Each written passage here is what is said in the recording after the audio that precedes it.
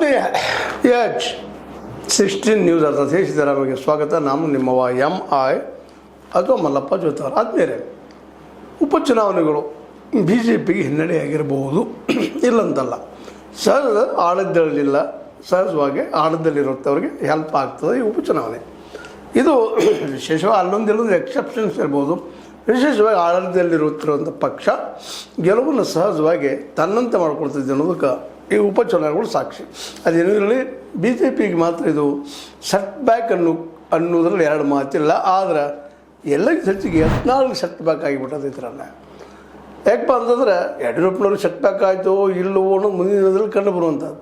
ಆದರೆ ಯತ್ನಾಳ್ ಏನಾದರೂ ಮಾಡಿ ಒಳಗೆ ಬರಬೇಕು ಅಂತ ಪ್ರಯತ್ನ ಮಾಡಿದರು, ಒಳ್ಳೆ ಪ್ರಚಾರ ಮಾಡಿದರು, ಸಹಜವಾಗಿ ಮಾತಾಡಿದರು. ಆದರೆ ಅವ್ರನ್ನ ನೋಡಿದರೆ ಸಾಕಪ್ಪ, ಸಹಜವಾಗಿ ಏನಪ್ಪ ಅಂದರೆ ಇವರು ಮುಸ್ಲಿಂ ವಿರೋಧಿ ಅನ್ನೋದನ್ನು ಅವ್ರ ಮಾತುಗಳನ್ನು ವ್ಯಕ್ತಪಡಿಸ್ತಾರೆ. ಹೀಗಾಗಿ ಬಾಗಲಕೋಟೆಯಲ್ಲಿ ಮಾಡಿದಂಥ ಭಾಷಣಗಳು ದಕ್ಷಿಣ ದಾವಣಗೆರೆಯಲ್ಲಿ ಪ್ರತಿಧ್ವನಿಸಿ ಅಲ್ಲಿ ಅಷ್ಟೇ ಮುಸಲ್ಮಾನರ ಸಹಿತ ಮನಸ್ಸು ಪರಿವರ್ತನೆ ಮಾಡಿಕೊಂಡು ಕಾಂಗ್ರೆಸ್ಗೆ ಮತ ಹಾಕಿದ್ರು ಅನ್ನೋಂಥ ವಾದಗಳು ಕೇಳಿ ಬರ್ತಾಯಿದ್ದಾವೆ, ಸುದ್ದಿಗಳು ಕೇಳಿ ಬರ್ತಾಯಿದ್ದಾವೆ. ಇದರಿಂದಾಗಿ ಒಂದು ರೀತಿಯಿಂದ ಯಡಿಯೂರಪ್ಪನವ್ರಿಗೆ ದೊಡ್ಡ ಲಾಭ ಆದಂಗೆ ಆಗ್ಯದ. ಯಾಕೆಂದ್ರೆ ಅವ್ರ ಮಧ್ಯದಾಗೆ ವಿಜೇಂದ್ರ ಆಯಿತು, ಯಡಿಯೂರಪ್ಪನವ್ರಾಯಿತು, ನಾವು ಇಲ್ಲಿ ಯತ್ನಾಳ್ ಕರೆಸಿ ಮಾತಾಡ್ತೀವಿ ಅಂತ ವೀರಣ್ಣ ಚರಂದ್ರ ಹೇಳಿದಾಗ ಆಯ್ತಪ್ಪ ಮಾಡ್ಕೊಳ್ಳಿ ಅನ್ನೋದು ಅಂದರು. ಅದೇ ಕಾಲಕ್ಕೆ ಸಿದ್ದೇಶ್ವರ ಅವರು ತಮ್ಮ ಕ್ಯಾಂಡಿಡೇಟ್ನ ತಂದು ನಿಲ್ಲಿಸಿದ್ರು, ಶ್ರೀನಿವಾಸ್ ಕರಿದಾಸಪ್ಪ ಅಂತೇಳಿ.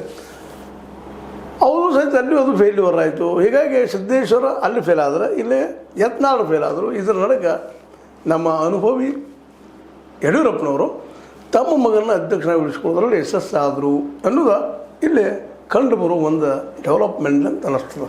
ಹೀಗಾಗಿ ಇವತ್ತು ಯಡಿಯೂರಪ್ಪನವ್ರ ನಿಧಾನಕ್ಕೆ ಸೋತಿರಬಹುದು ಬಿ ಜೆ ಪಿ, ಆದರೆ ಯಡಿಯೂರಪ್ಪನವ್ರಿಗೆ ಗೆಲುವಾಗಿದೆ.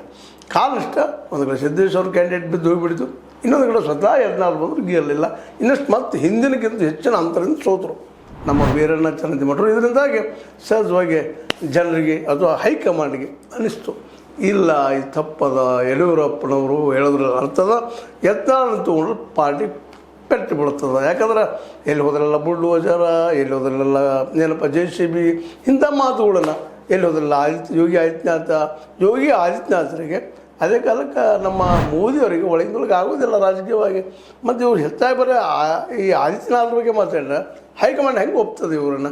ಇವೆಲ್ಲವೂ ಸೂಕ್ಷ್ಮವಾದಂಥ ಡೆವಲಪ್ಮೆಂಟ್ಗಳಿಂದಾಗಿ ಸಹಜವಾಗಿ ಯತ್ನಾಳರು ಮತ್ತು ಸಿದ್ದೇಶ್ವರರು ಬದುಕಿಸಲು ಅನಿವಾರ್ಯವಾಗಿ ಯಡಿಯೂರಪ್ಪನವರ ಜೊತೆಗೆ ಪಕ್ಷ ಹೋಗುವಂಥ ಸಾಧ್ಯತೆಗಳು ಹೆಚ್ಚಾಗಿದ್ದಾವೆ. ಇನ್ನೇನು 2028 ಬಂದು ಹೋಗಿಬಿಡ್ತು. ನಾಳೆ 9ನೇ ತಾರೀಕಿಗೆ ದೊಡ್ಡ ಬೃಹತ್ ಪ್ರಮಾಣದ ಒಂದು 10 ಲಕ್ಷ 15 ಲಕ್ಷ 5 ಲಕ್ಷ ಗೊತ್ತಿಲ್ಲ ಜನರು ಕೂಡಿಸುವಂಥ ಪ್ರಯತ್ನವನ್ನು ನಮ್ಮ ಯಡಿಯೂರಪ್ಪ ಮತ್ತು ಅವ್ರ ಮಗ ವಿಜೇಂದ್ರ ಅವ್ರ ಬೆಂಬಲಿಗರು ಮಾಡ್ತಾ ಇದ್ದಾರೆ. ಇದರಿಂದಾಗಿ ಅಲ್ಲೇನಾದರೂ ಯಶಸ್ವಿಯಾಗಿ 10-15 ಲಕ್ಷ ಜನ ಕೂಡಿ ಮತ್ತು ದೊಡ್ಡ ಪ್ರಮಾಣದಲ್ಲಿ ಅದರಲ್ಲೂ 1000 ಮಠಗಳ ಸ್ವಾಮೀಜಿಗಳು ಬರ್ತಾ ಇದ್ದಾರೆ. ಮೂಲತಃ ಇವರು ಲಿಂಗಾಯತ ಲಾಬಿ ಮಾಡುವಂಥವ್ರು ಅನ್ನೋದು ಗೊತ್ತಿದ್ದ ವಿಷಯ. ಯಡಿಯೂರಪ್ಪನವರು ಈ ಸಂದರ್ಭದಲ್ಲಿ ಸಾವಿರಾರು ಜನ ಸ್ವಾಮೀಜಿಗಳು ಬಂದರೆ ಆಟೋಮೆಟಿಕ್ ಸಹಜವಾಗಿ ಸಮಾಜದಲ್ಲೊಂದು ಇಫೆಕ್ಟ್ ಆಗೋದು, ಒಂದೇನು ಪ್ರಭಾವ ಬೀರೋದು ಬೇರೆನ. ಅದರಲ್ಲೂ ಬಿ ಜೆ ಪಿ ರಾಜ್ಯದ ಮೇಲೆ ಎಷ್ಟು ಪ್ರಭಾವ ಬೀರ್ತದೋ ಬಿಡ್ತದೋ ಗೊತ್ತಿಲ್ಲ. ಹಿಂದೆ ಒಗ್ಗಟ್ಟು ಮಾಡ್ಬೋದು. ಇದರಿಂದಾಗಿ ದಲಿತರು ಹಿಂದೆ ಸರಿಬೋದು ಬಿ ಜೆ ಪಿಯಿಂದ, ಅವು ಬೇರೆ ವಿಷಯ. ಯಾಕಂದ್ರೆ ಸಹಜದ ಇದೊಂದು ಏನೋ ಜಾತಿಯ ದೊಡ್ಡ ಫಂಕ್ಷನಪ್ಪ ಅಂದಾಗ ಮತ್ತು ಜಾತಿಯ ಗುರುಗಳನ್ನ ಕರೆಸ್ತಾರಪ್ಪ ಅಂದಾಗ ಸಹಜ ಹಿಂದುಳಿದ ಅಹಿಂದಾಗಿರ್ಬೋದು ಅಥವಾ ಹಿಂದುಳಿದವ್ರದ್ದಾಗಿರ್ಬೋದು ಅಥವಾ ದಲಿತರದ್ದಾಗಿರ್ಬೋದು, ಆದಿವಾಸಿಗಳಾಗಿರ್ಬೋದು, ಅಲ್ಪಸಂಖ್ಯಾತರಾಗಿರ್ಬೋದು, ಇದರಿಂದ ಆದಷ್ಟು ಡಿಸ್ಟನ್ಸ್ ಅಂದರೆ ಅಂತರವನ್ನು ಕಾಯ್ಕೊಂಡು ಹೋಗೋದು ಭಾಳಷ್ಟು ಸಹಜದ. ಅದೇನಾಗ್ತದೆ ಮುಂದಿನದು. ಬಟ್ ಇವತ್ತು ಮಾತ್ರ ಸಾವಿರಾರು ಜನ ಸ್ವಾಮೀಜಿಗಳನ್ನು ಕೂಡಿಸ್ಕೊಂಡು ದೊಡ್ಡ ಪ್ರಮಾಣದಲ್ಲಿ ಯಡಿಯೂರಪ್ಪನವರು ಅಲ್ಲೇ ತಮ್ಮ 50ರ ಅಭಿನಂದನೋತ್ಸವ ಮಾಡಿಕೊಳ್ಳಿಕೊಂಡಿದ್ದು. ಇದು ಒಂದು ರೀತಿಯಿಂದ ಸಿದ್ದರಾಮೋತ್ಸವಕ್ಕೆ ಒಂದು ಸವಾಲೇನು ಅಂತೇಳಿ. ಅದೇ ಕಾಲಕ್ಕೆ DK ಶಿವರ ಕನಕೋತ್ಸವಕ್ಕೆ ಸವಾಲೇನು ಅನ್ನುವಂಗೆ ಮಾಡ್ತಾ ಇದ್ದಾರೆ. ಅಂದರೆ BJP ಸ್ವತಂತ್ರವಾಗಿ ಸ್ಪರ್ಧೆ ಮಾಡ್ತಾರೆ ಅನ್ನೋ ಮೆಸೇಜು ಇಲ್ಲಿ ಕೊಡ್ತಾ ಇದ್ದಾರೆ. ಅದೇ ಕಾಲಕ್ಕೆ ನಾವು ಸ್ವತಂತ್ರವಾಗಿ ಗೆಲ್ಲಬಲ್ವಿ ಅನ್ನೋಂಥ ಮೆಸೇಜನ್ನು ಹೈಕಮಾಂಡಿಗೆ ತಿಳಿಸ್ತಾ ಇದ್ದಾರೆ. ಯಾಕಂದ್ರೆ ಈಗ ಉದಾಹರಣೆ ಹೇಳಿ ನಿಮಗೆ, ಸಿದ್ದೇಶ್ವರ ಅವರು ಹಿಂದಿದ್ದಂಥವ್ರು ಯಾರು, ಕುಮಾರಸ್ವಾಮಿ ಕ್ಯಾಂಡಿಡೇಟು ಮೂಲತಃ JDS ಅವರು, ಇವರು ಶ್ರೀನಿವಾಸ್ ಅವರು. ಹೀಗಾಗಿ ಶ್ರೀನಿವಾಸ್ ಮತ್ತು ಅವ್ರ ತಂದೆಯವರು. ಹೀಗಾಗಿ ಇದೇನು ಸೋಲು ಏನಾಗಿಬಿಟ್ಟಿದಪ್ಪ ಅಂತಂದ್ರೆ ಯಡಿಯೂರಪ್ಪನವರ BJPಯಲ್ಲಿ ವಿರೋಧಿಗಳಿಗೆ ಹಿಂಬಡಿದಂಗಾಗಿ ಸಹಜ ಮತ್ತೊಮ್ಮೆ ನಮ್ಮ ಹೈಕಮಾಂಡ್ BJP ಹೈಕಮಾಂಡ್ ಇದ್ದಿದ್ದು, ಇಲ್ಲಪ್ಪ ಯಡಿಯೂರಪ್ಪ ಇರಲೇ ಕರ್ನಾಟಕದಲ್ಲಾದ್ರೆ ಗೆಲ್ಲೋದು ಭಾಳ ಕಷ್ಟ, ಮತ್ತು ದಕ್ಷಿಣದಲ್ಲಂತೂ ಗೆಲ್ಲೋದು ಅಸಾಧ್ಯ ಅಂತ ಅನಿಸದವ್ರಿಗೆ. ಯಾಕಂದ್ರೆ SIR ಮಾಡಿದರು, ವಿಶೇಷವಾಗಿ EVM ಬಳಸ್ಕೊಂಡ್ರು.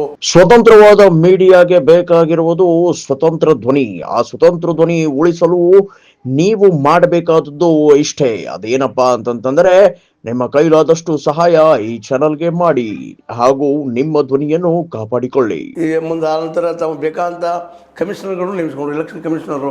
ಆದರೂ 2 ರಾಜ್ಯಗಳಲ್ಲಿ ಗೆಲ್ಲಕ್ಕಾಗಿಲ್ಲ ದಕ್ಷಿಣದಲ್ಲೇ. ಮತ್ತು ಆಂಧ್ರದಲ್ಲಂತೂ ಒಂದಿಷ್ಟು ಹೆಜ್ಜೆ ಹಾಕಿದ್ದೀವಿ.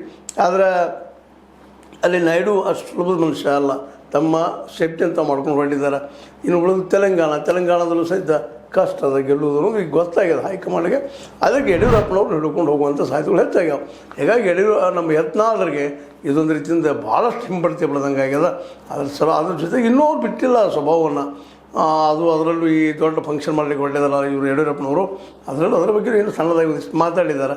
ಅದು ಮಾತಾಡೋದು ನಾಳೆಗೆ ಒಳ್ಳೇದಿದ್ರೆ ನಾಳೆಲ್ಲ ಒಳ್ಳೇದು ಅಂತ ಒಂದು ಮಾತದ, ಅದನ್ನು ಮಾಡ್ತಾ ಇಲ್ಲ. ನಾಳೆಗೆ ಹರಿ ಬಿಡ್ತಾ ಇದ್ದಾರೆ. ಹಾಗೆ ಯಡಿಯೂರಪ್ಪರ ವಿರೋಧ ಭಾವನೆ ಬೆಳೆಸ್ಕೊಳ್ತಾ ಇದ್ದಾರೆ. ಅಜನವಾಗಲಿ ಅದ ಬೈಗಳದಿಂದ ಟೀಕೆಯಿಂದ ಅದು ಮತ್ತು ಇನ್ನುಳಿದ್ರಿಂದ ಯಡಿಯೂರಪ್ಪರು ಬೆಳೀತಾ ಇದ್ದಾರೆ ವಿನ ಯತ್ನಾಳ್ ಕೆಳಕ್ಕೆ ಇಳಿತಾ ಇದ್ದಾರೆ. ಅದೇ ಕಾಲಕ್ಕೆ ಪಕ್ಷದ ಹಿಡಿತನು ಯಡಿಯೂರಪ್ಪ ಜೋರಾಗ್ತಾ ಇದೆ. ವಿಜೇಂದ್ರ ಅವರು ನಿಶ್ಚಿತವಾಗಿಯೂ ಅವರ ಮುಖ್ಯಮಂತ್ರಿ ಆಗ್ತಾರೋ ಇಲ್ಲ ಗೊತ್ತಿಲ್ಲ 28ರಲ್ಲೇ. ಆದರೆ ಮುಖ್ಯಮಂತ್ರಿ ಸ್ಪರ್ಧಿ ಆಗಿ ಇಳಿತಾರೆ ಕಣದಲ್ಲಿ ಅನ್ನೋದು ಮತ್ತಷ್ಟು ಸ್ಪಷ್ಟ ಆಗ್ತಾಯಿದೆ. ಹೀಗಾಗಿ ನಮ್ಮ ಯಡಿಯೂರಪ್ಪನವ್ರ ವಿರೋಧಿಗಳಿಗೆ ಇದೊಂದು ರೀತಿಯಿಂದ ಈ ಮೊನ್ನೆ ಆದಂಥ ಉಪಚುನಾವಣೆ ಅವರನ್ನು ಹಿಂದಕ್ಕೆ ನೂಗ್ತು ಅನ್ನೋದ್ರಲ್ಲಿ 2 ಮಾತಿಲ್ಲ. ಇನ್ನು ಯಡಿಯೂರಪ್ಪನವರು ನೋಡಿದ್ರೆ ಮುಂದೆ ಏನಾಗ್ತದೆ. ಮತ್ತು ಯಡಿಯೂರಪ್ಪನವ್ರಂತ ನೋಡ್ರಿ ಕಮಲ ಆಪ್ರೇಷನ್ ಮಾಡೋದ್ರಲ್ಲಾಗಲಿ ಇನ್ನುಳಿದ್ರಲ್ಲಾಗಲಿ ಮಹಿರಿದಾರ, ಮತ್ತು ಒಳ್ಳೆ ಬುದ್ಧಿವಂತರಿದ್ದಾರೆ. ಮತ್ತೊಂದು ರೀತಿ ಕರ್ನಾಟಕದಲ್ಲೇ ನಮ್ಮ ವಾಜಪೇಯಿ ಅವರ ನೀತಿಯನ್ನು ಅಳವಡಿಸ್ಕೊಂಡು ಹೋಗ್ತಾ ಇದ್ದಾರೆ. ಕನ್ಯಕಾರಣ ಧರ್ಮದ ಬಗ್ಗೆಯೂ ಮಾತಾಡ್ತಾರೆ, ಲಿಂಗಾಯತ ಧರ್ಮದ ಬಗ್ಗೆಯೂ ತಮ್ಮ ಪ್ರೀತಿನ ತೋರಿಸ್ತಾರೆ, ಲಿಂಗಾಯತ ಮಾಡೋದು ತೋಳು ಪ್ರಯತ್ನ ಮಾಡ್ತಾರೆ. ಅದೇ ಕಾಲಕ್ಕೆ ಜಾತ್ಯಾಗಿ ವರ್ತನೆ ಮಾಡ್ತಾರೆ. ಮುಸಲ್ಮಾನ ಮಾಡಬೇಕಾದ್ರೆ ದೊಡ್ಡ ಟೀಕೆ ಮಾಡಲಾರ್ದ ಅವರಲ್ಲಿ ವಿಶ್ವಾಸ ಉಳಿಸೋ ಪ್ರಯತ್ನ ಮಾಡ್ತಾರೆ. ಹೀಗೆಲ್ಲ ಒಂದು ಏನೇನು ನಾನಾ ರೀತಿಯ ಕಸರತ್ತನ್ನು ಮಾಡಿಕೊಂಡ್ರೆ BJPಗೆ ಒಂದೇನೋ ವ್ಯಕ್ತಿತ್ವಗಳು ಪ್ರಯತ್ನ ಮಾಡ್ತಾ ಇದ್ದಾರೆ. ಅದು 2022ರಲ್ಲಿ ಅವರಿಗೆ ಲಾಭ ಆಗಬಹುದು ಅನ್ನೋದು ಇವತ್ತಿನ ತರ್ಕ. ಆದರೆ ಎಷ್ಟು ಮಟ್ಟಿಗೆ ಆಗ್ತದೆ ಏನಾಗ್ತದೆ ಅನ್ನೋದು ಮಾತ್ರ ಆ ಸಂದರ್ಭ ಬಿಟ್ಟಂಥ ವಿಷಯ. ಯಾಕಂದ್ರೆ ಕರ್ನಾಟಕದಿಂದ ಗ್ಯಾರಂಟಿ ಅದ, ಕಾಂಗ್ರೆಸ್ಗೆ ಕೊಡ್ತಾ ಇದ್ದಾರೆ, ಇನ್ನೂ ಹೆಚ್ಚು ಗ್ಯಾರಂಟಿ ಘೋಷಣೆ ಮಾಡ್ತಾರೆ. ಎಜುಕೇಷನ್ ಸಲುವಾಗಿ ಏನೋ ಮಾಡ್ತಾ ಇದ್ದಾರೆ. ಆದರೆ ಎಷ್ಟು ಮಟ್ಟಿಗೆ ಅದು ಆಗ್ತದೆ ಗೊತ್ತಿಲ್ಲ. ಆದರೆ ಎಜುಕೇಷನ್ 10+2 ಫುಲ್ ಫ್ರೀ ಎಲ್ಲ ಕಡೆ ಆಗಬೇಕು. ಮತ್ತು ಅದೇ ಕಾಲಕ್ಕೆ ಪ್ರತಿ ಹಳ್ಳಿಗಳಿಗೂ ಹಳ್ಳಿಗಳಿಗೆ 7ನೇ ತನಕ, ಅದು SLC ತನಕ, ಪ್ರತಿ ಹೋಬಳಿಗೆ PUC ತನಕ, ಅದು ಸೈನ್ಸ್ ಕಾಲೇಜ್ಗಳನ್ನು ಮಾಡಿರಪ್ಪ ಅಂತಂದ್ರೆ ನಿಶ್ಚಿತವಾಗಿ ವಿದ್ಯಾರ್ಥಿಗಳು ಬರ್ತಾರೋ ಇಲ್ಲ, ಬಂದ ಮೇಲೆ ಮೆರಿಟ್ ಮೇಲೆ ಇರ್ತದೆ. ಒಳ್ಳೊಳ್ಳೆ ಮೆರಿಟೋರಿಯಸ್ ಟೀಚರ್ಗಳನ್ನು ಅಥವಾ ಒಳ್ಳೆ ಎಲ್ಲರೂ ಕಲ್ತಂಥವ್ರು ಇರ್ತಾರೆ. ಆಮೇಲೆ ಬೇರೆ ಒಳ್ಳೆ ಟೀಚರ್ ಸ್ಟಾಪ್ ಹಾಕಿರಪ್ಪ ಸರ್ಕಾರ, ನಿಶ್ಚಿತವಾಗಿಯೂ PUC ಈ ಪ್ರೈವೇಟ್ ಸ್ಕೂಲ್ಗಳಿಂದ, ಕಾಲೇಜ್ ಮತ್ತು ಸ್ಕೂಲ್ಗಳಿಂದ ಉತ್ತಮ ಟೀಚರನ್ನು ಹಾಕಿ ಮಾಡಿದರೆ ಒಳ್ಳೆ ರಿಸಲ್ಟ್ ಕೊಡ್ಲಿಕ್ಕೆ ಶುರು ಮಾಡಿದರೆ ಎಲ್ಲ ಜನನು ಸರ್ಕಾರಿ ಕಾಲೇಜ್ಗಳಿಗೆ ಕಲಿಸ್ಲಿಕ್ಕೆ ಶುರು ಮಾಡ್ತಾರೆ. ಇವಾಗ ಎಲ್ಲರ ತಲೆಯಲ್ಲಿ ಏನದಪ್ಪ ಅಂತಂದ್ರೆ ಸರ್ಕಾರ ಸಾಲಿ ಸರಿಯಾಗಿಲ್ಲ ಅಂತೇಳಿ ಅದನ್ನು ಹೋಗಲಾಡಿಸಿ ನಮ್ಮ ಇವತ್ತಿನ ಸಿದ್ದರಾಮಯ್ಯ ಸರ್ಕಾರ ಒಳ್ಳೆಯ ಶಿಕ್ಷಣ, ಈಗೇನು ಇವ್ರು ಹೇಳ್ತಾರೆ ಪಬ್ಲಿಕ್ ಸ್ಕೂಲ್ ಅಂತೇಳಿ, ಆ ಪಬ್ಲಿಕ್ ಸ್ಕೂಲ್ ಪ್ರತಿ ಸ್ಕೂಲು ಆಗಲಿ ಎಲ್ಲ ಕಡೆಯೂ 10+2 ತನಕ ಫ್ರೀ ಆಗಲಿ. ಆಗ ನಿಶ್ಚಿತವಾಗಿ ಇನ್ನೂ ಅಷ್ಟ ಈ ಕಾಂಗ್ರೆಸ್ಸಿಗೆ ಗೆಲ್ಲುವ ಅವಕಾಶಗಳು ಹೆಚ್ಚಾಗ್ತವೆ. ಜೊತೆಗೆ 2028ರಲ್ಲೇ ಕಾಂಗ್ರೆಸ್ ಕರ್ನಾಟಕದಲ್ಲಿ ಉಳಿಯುವ ಸಾಧ್ಯತೆಗಳು ಇದ್ದಾವೆ. ಇಲ್ಲಂತಂದ್ರೆ BJPಗೆ ಘೋಷಣೆ ಮಾಡಲಿಕ್ಕೆ ರೆಡಿಯಾಗಿದ್ದಾರೆ. ಅದರಲ್ಲೂ ಮುಖ್ಯವಾಗಿ ಗ್ಯಾರಂಟಿಗಳನ್ನು. ಅದಕ್ಕಾಗಿ ನಾನು ಮೇಲೆ ಹೇಳುತ್ತಿರೋದು ಏನಪ್ಪ ಅಂದ್ರೆ BJPನ ಸೋಲಿಸ್ಬೇಕಾಗಿತ್ತಂದ್ರೆ ಒಂದು ಫ್ರೀ ಎಜುಕೇಷನ್ನ, ಫ್ರೀ ಮೆಡಿಸಿನ್ನ 2, ಅದರ ಜೊತೆಗೆ ಉದ್ಯೋಗ ಸೃಷ್ಟಿ ಅಂದರೆ ರೈತಗೆ ಮಾರ್ಕೆಟ್ ಕೊಡಿಸೋಂಥ ಕೆಲಸನ ಮಾಡಿದರೆ ಸಿದ್ದರಾಮಯ್ಯ ಸರ್ಕಾರ ಮೋಸ್ಟ್ಲಿ 2022ರಲ್ಲಿ ಗೆಲ್ಲುವ ಸಾಧ್ಯತೆಗಳು ಹೆಚ್ಚಾಗ್ಯಾವ. ಅದೇ ಕಾಲಕ್ಕೆ SIR ಮಾಡಿದ್ರು ಸಹಿತ ನೋಡ್ರಲ್ಲ, SIR ಕೇರಳದಲ್ಲೂ ಆಗ್ಯದ, SIR ಈಗಾಗಲೇ ತಮಿಳ್ನಾಡಲ್ಲೂ ಆಗ್ಯದ. ಆದರೂ ಅಲ್ಲಿ ಗೆದ್ದಿದ್ದಾರೆ. ಕಾರಣ ಅಂದ್ರೆ ಅಲ್ಲಿಯ ವೈಚಾರಿಕ ಹೆಚ್ಚಾಗಿದ್ದು ಮತ್ತು ನಮ್ಮಲ್ಲಿಗಿಂತ ಹೆಚ್ಚು ಗ್ಯಾರಂಟಿಗಳನ್ನಲ್ಲೇ ಕೊಟ್ಟಿದ್ದ ಕಾರಣಕ್ಕಾಗಿ BJPಯಲ್ಲಿ ಹೆಚ್ಚು ಅವಕಾಶ ಆಗಿಲ್ಲ. SIR ಮಾಡಿದರು, EVM ಬಳಸಿದರು, VVPAT ಬಳಸದೆ ಹೋದರು.